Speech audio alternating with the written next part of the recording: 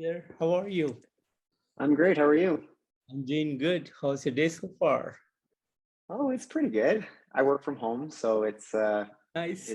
I don't leave the basement much, but yeah, I it's mean, been good. sounds good. Sounds good. And how So, about you? my day is almost over. Like, it's the end of the day for me. Oh, okay. Where are you located, Keith? I live in India. Oh, okay, cool. Yeah. Yeah, I'm in Guelph, Ontario, Canada, so quite a time difference there. Yeah. Yeah. Yeah. The magazine is from Canada, but I live here in India. Yeah. Oh, very cool. Very cool. Well, it's So, very nice to meet you. yeah, it's a pleasure to meet you too, my friend. And The Watcher and the Witness was out on June 8th. So can you tell Yeah. me a bit about the making of the single and the production behind it? Ooh, the making of the single. Okay, so we actually started writing this song during COVID, probably about 2 years ago. Yeah. It started off a lot slower. It had a different melody, and we kind of progressed from there as we started writing our album that is coming out this October. And this was the first song that we really put down. And when we went into the studio, this was the first song that we recorded. So we figured, hey, let's get a single out there to get people ready for the next album. And we'll be releasing a few more singles later on. But the album was recorded at our keyboardist studio Mhm. in Guelph, Ontario, Zach Culp. He's an audio engineer. He's amazing. And he did a fantastic job of recording all the instruments. And then what we did was Noah Anderson, who's our guitarist, did a lot of the direction and production and things like that. And then once we had that all together, we sent that off to a place in Toronto. Mhm. Um, Andrew Lawton, he's the one who did all the mixing for that song. So he took what we had and mixed it into a really, really great mix. And then Alex from Nomadic, is it Nomadic Arts? I believe it's Nomadic Arts in Guelph. He owns a studio as well. Alex Snape, and he did our mastering for that. And then yeah, so that's really the story of it. I mean, the original concept, I wrote all the lyrics to the song, but a lot of the concepts of our songs come from Noah. He'll come up with a title of a track, or he'll come up with kind of a concept of what he wants the song to be about, and then either him or I will write the lyrics, or we'll collaborate on the lyrics. And this is just one of those ones that I wrote. But yeah, really, Watching the Witness. It's about Noah wrote a really good write up about it, which I can bring up. But yeah, let me just see if I could find it here. I apologize. Yeah.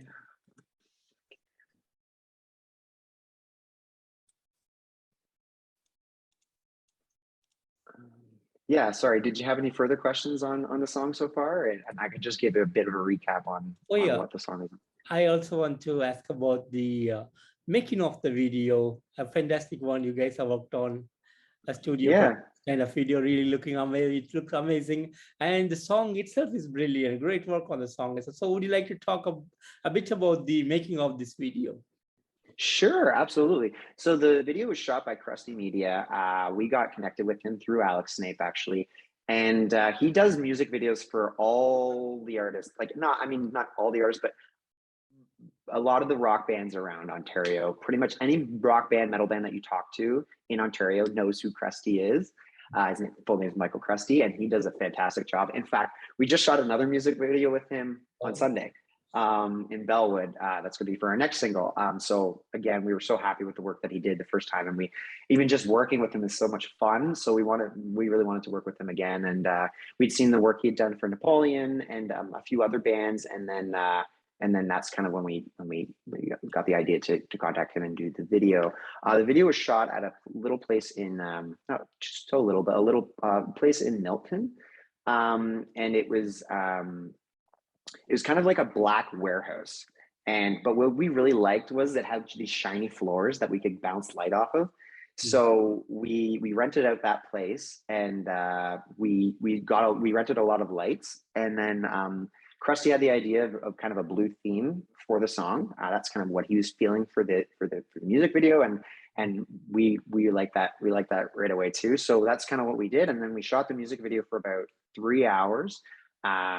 you know, you're playing the song. I mean, it doesn't look authentic unless you're really playing it, in my opinion. So I was singing for almost 3 hours. Tim was playing drums for almost 3 hours. So, I mean, I can complain about the singing, but I wouldn't want to be bashing around sticks for 3 hours to begin with too.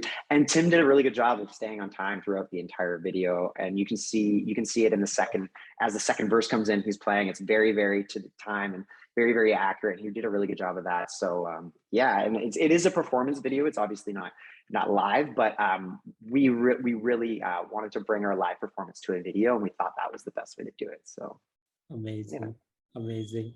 And what's the plan for you guys? Do you have any plans to come up with a second album, or are you going to be releasing singles for some time now? So we have another single coming out. I don't know if I want to give away the name yet, but it's we shot it at Bellwood. In Bellwood at Highland Pines campground, and it's a private campground that my friend runs with his brother, and they offered the space to us, and we found this really great spot that has a river and everything.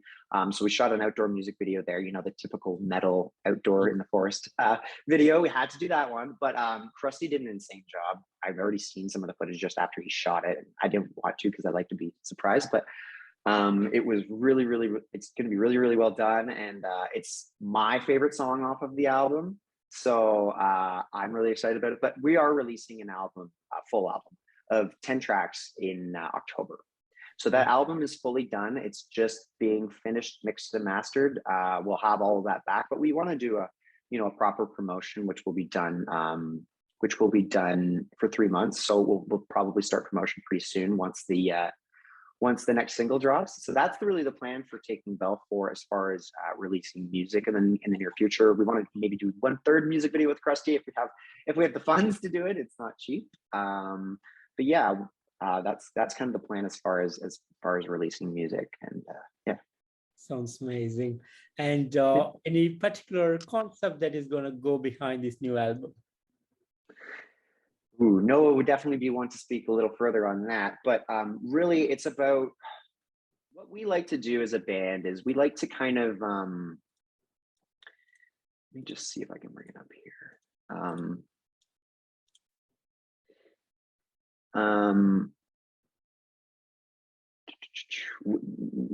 I'll tell you about the concept of Watcher and the Witness first. So we began writing a song during the pandemic 2 years ago.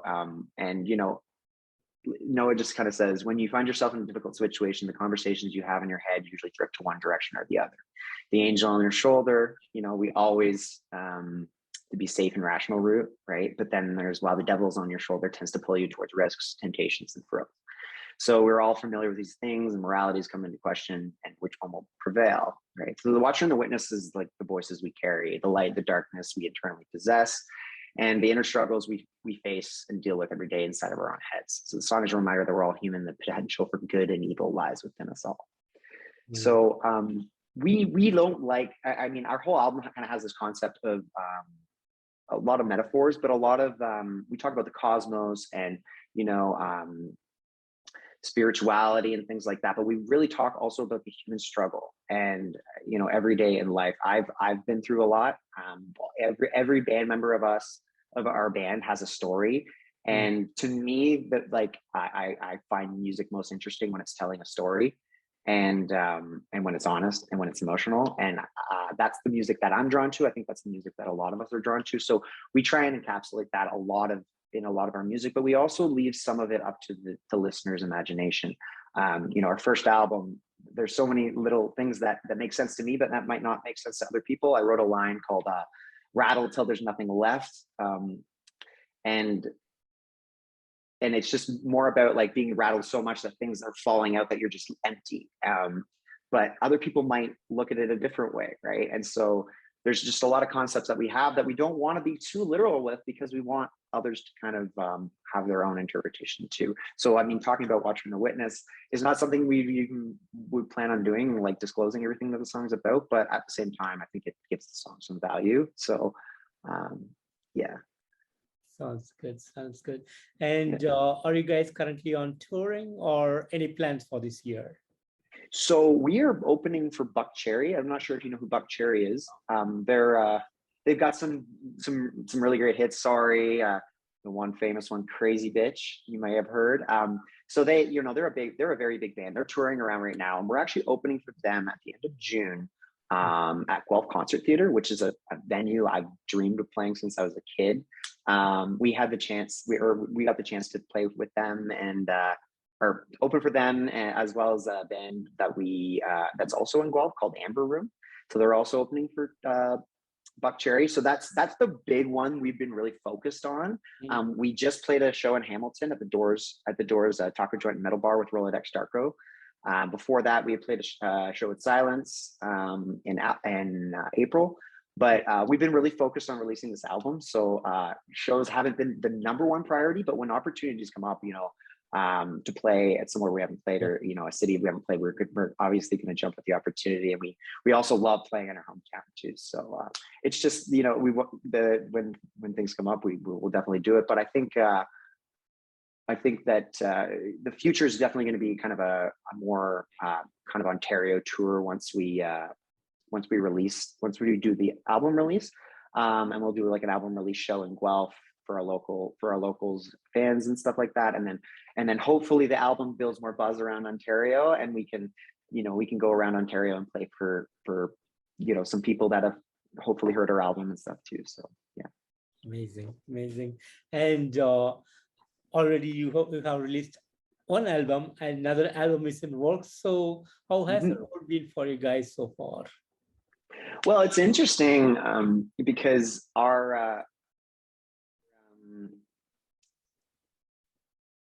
we started in the pandemic. I'll just tell you the whole journey. Noah and I, we've been friends for a long time, and both very interested in music. I've sang, I've done screaming, I do ring announcing actually. Like I've always done vocal stuff for a long time, and after my brother died of a drug overdose a few years ago, I really wanted to start focusing more on stop talking about doing things and really doing things. And Noah had released this guitar lick on Facebook that I really liked, and I started writing a melody to it. And I went out with him and I kind of sang it for him, and he was like, oh, that's really good. But he wasn't convinced that to be his singer yet. I was just like, let's see how this goes. And he had been playing with drummers, bassists, cycling through them. And so we started working together, and we went through some drummers, we went through some bassists, and then Noah and I recorded the full first album ourselves. So that was all me. I did all the lyrics and vocals, and then Noah did all the guitar, drumming, bass, mixing, mastering, everything.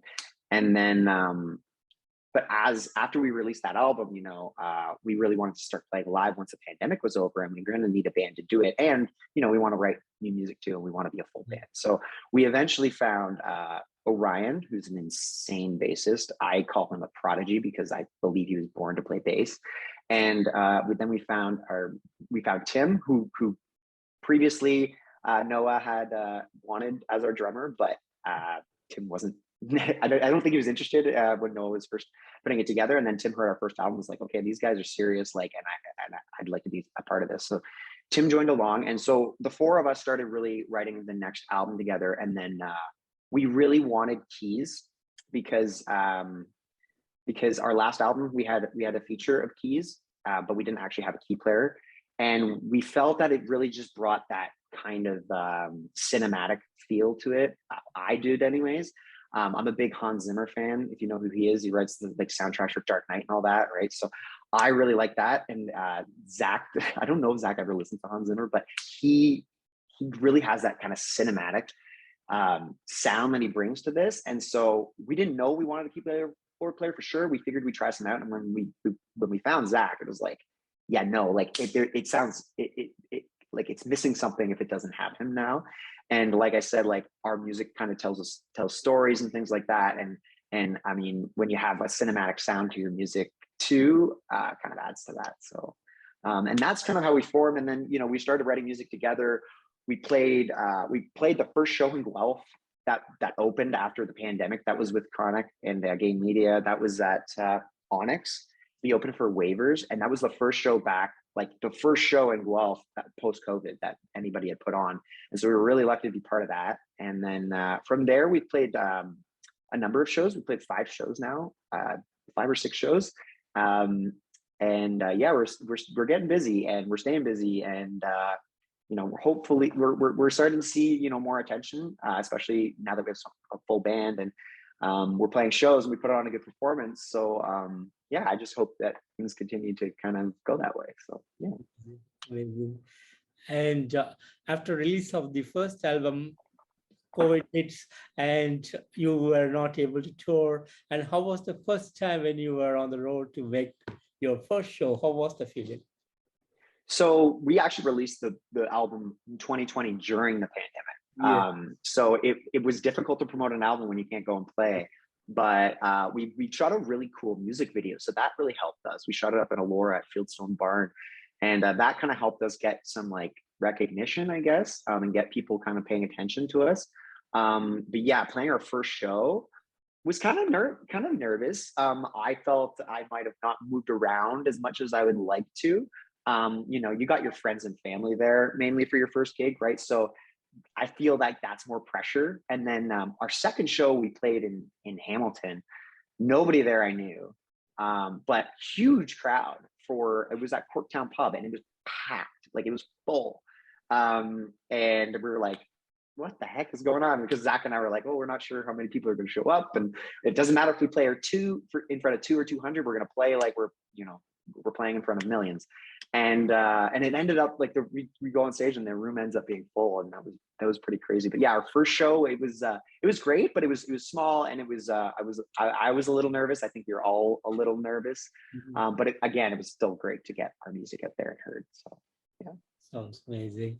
And what would be the goals to reach to a global reach? Like fans are all over the world. So what are the upcoming plans to reach out to these fans out there? Yeah, that's a great question.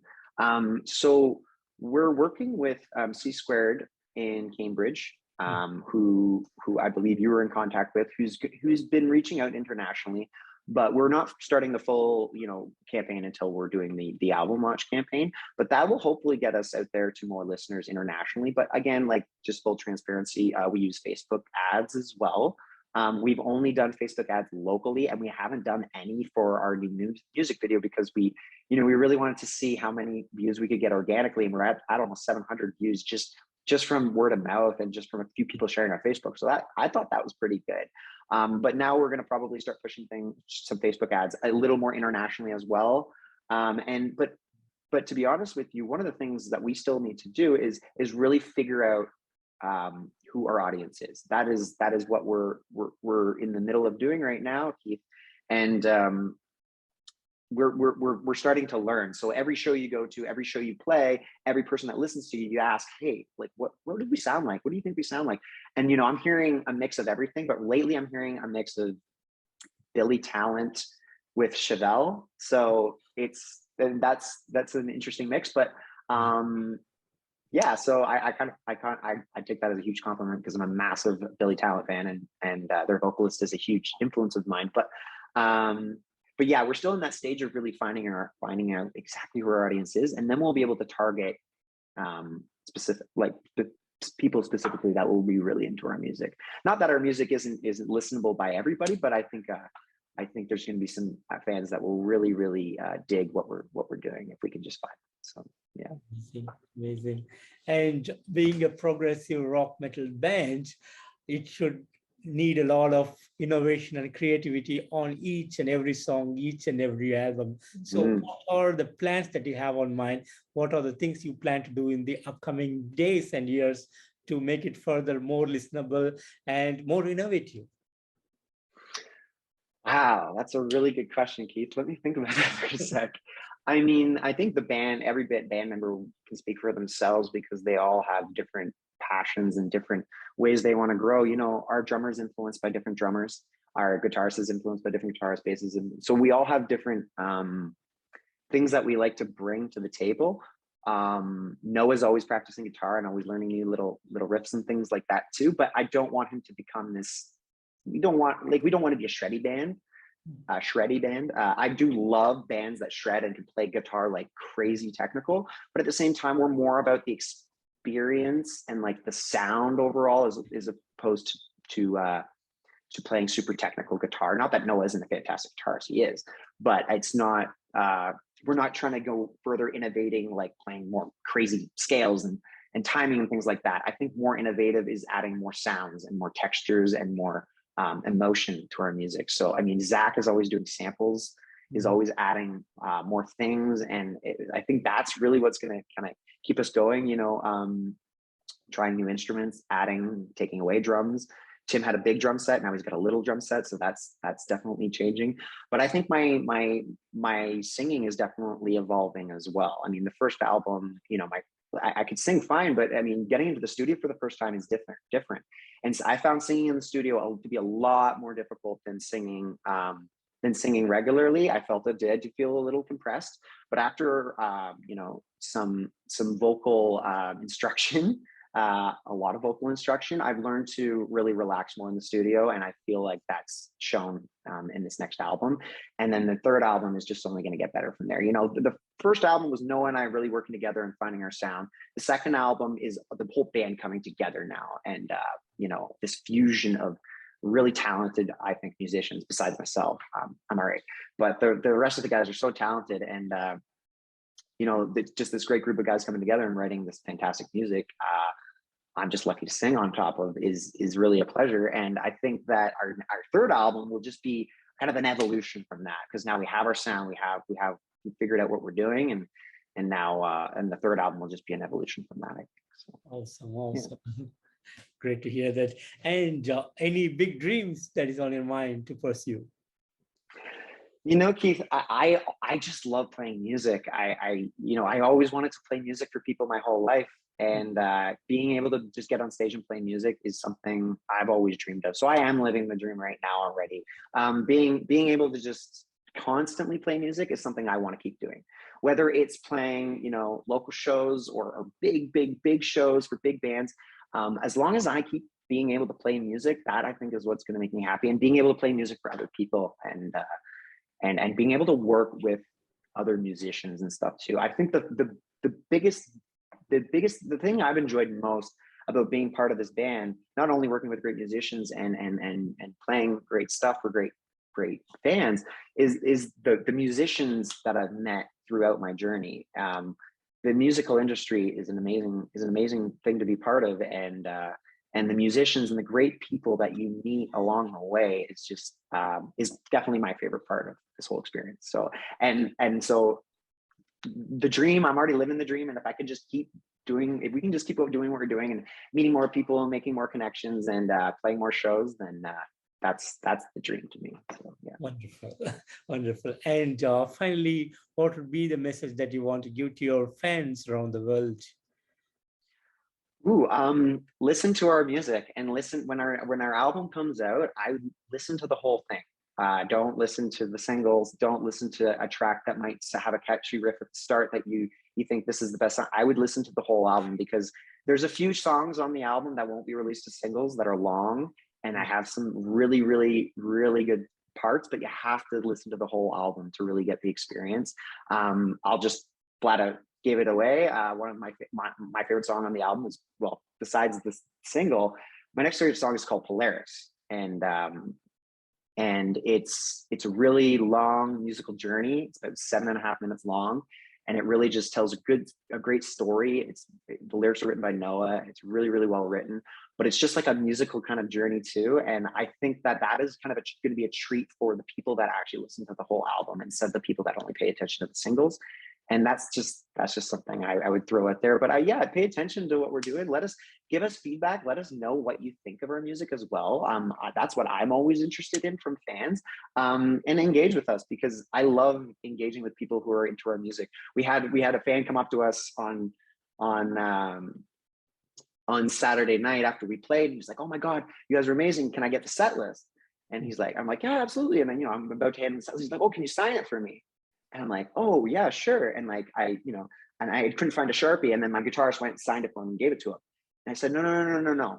That guy's a fan. We need to give him the proper attention. So I actually went and got another set list, had the whole band sign the set list, and then we gave that to them. And I just think like that little bit of more connection with people that are into your music is awesome. And yeah, so I can't remember what your question was, but somehow we got there. Amazing, great work. Yeah. And I want to thank you so much for giving me today this wonderful opportunity to meet you and have this great interview with you to talk about a lot of things about the band and the music that you've been creating. A real pleasure to know about it. And thank you for the amazing music that you've been giving us in 2020. A real pleasure to listen to your music, and looking forward for the new album coming out in October, and looking out for more music, and hope to see you guys on the road real soon. Awesome. Well, thank you so much, Keith, for the opportunity to speak with you today. It's been a lot of fun. I had fun answering these questions. It felt like time went by really quickly. I hope I didn't blab on too much, but it was a lot of fun, and I really appreciate your time. And thank you for listening to our music. I'd love to know what you think about it, if you have any comments or anything like that. But yeah, and please keep us in mind for future interviews, future promotions, or if you'd like to sit down again and discuss our next track once it's released, I'd be more than happy to as well. It will be my honor and pleasure, mate. Thank you so much, and you have a great day out there. Take care. Bye-bye. You too. Thanks, Keith. Bye.